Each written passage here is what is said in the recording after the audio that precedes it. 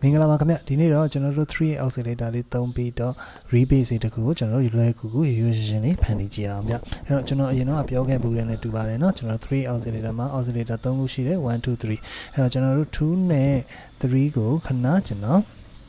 ဒီမှာပိတ်ထားလိုက်မယ်ပိတ်ထားပြီးရင် oscillator 1မှာကျွန်တော်သူ့ကို sawtooth wave လေးယူလိုက်မယ်ယူပြီးသွားလို့ရှိရင်เนาะ1 octave ချလိုက်မယ်တွဲစင်မီတုပ်ပေါ့နော်တွဲစင်မီတုပ်ကျွန်တော်ချလိုက်တယ်ပြီးွားရင်ကျွန်တော် piano roll ထဲမှာအတန်လေးတစ်ခုကျွန်တော်ဆန်းပြီးတော့ရေးကြည့်ထားလိုက်မယ် okay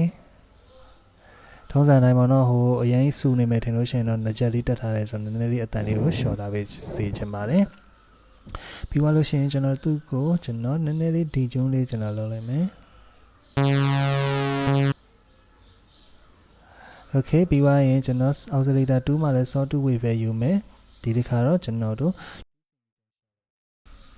เนาะပြီးွားရင်เนาะဒီကျုံးကိုကျွန်တော်နည်းနည်းလေးကစားရတယ်ပြီးွားရင်ကျွန်တော်တို့ volume လေး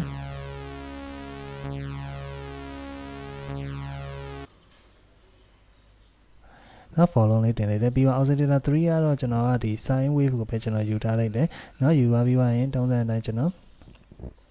ဒီကျုံးလေးကစားတယ်ဒီမှာလေเนาะဟိုပါလေ page ကိုလည်းကျွန်တော်တို့short ထားတယ်ပြီးွားရင် follow လေးနည်းနည်းလေးတင်ချင်မယ်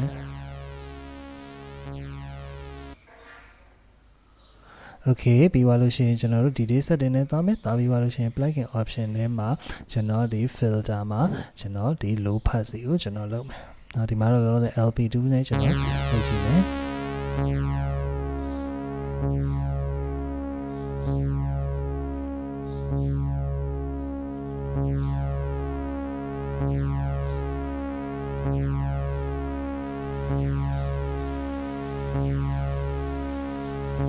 okay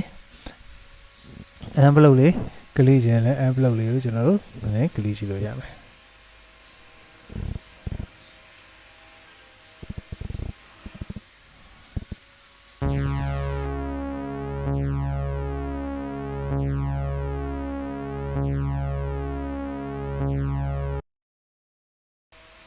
okay လိုအပ်လို့မိတ်ဆွေတို့ effect တွေပါထည့်ချင်တယ် energy တွေထည့်ပို့ပြီးတော့ကြမ်းကြမ်းလေးဖြစ်ချင်တယ်ဆို distortion တွေပါကျွန်တော်တို့ရှောက်ပြီးတော့ထည့်ကြည့်လို့ရမယ် recorder မိလည်းမိကြည့်လို့ရမယ်မိတယ်เนาะအဲ့တော့ကျွန်တော်တို့ distortion လေးတစ်ခုကျွန်တော်ထည့်ပြမယ်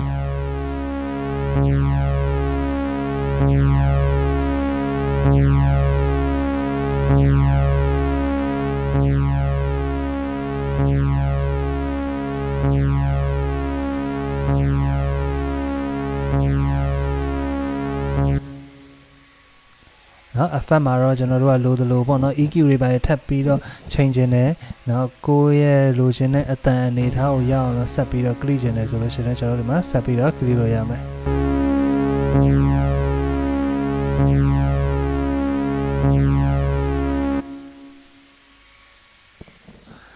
ဟာဒါ effect တွေပါထပ်ပေးချင်တယ်ကျွန်တော်တို့ထပ်ပြီးတော့ပေးလို့ရမှာပေါ့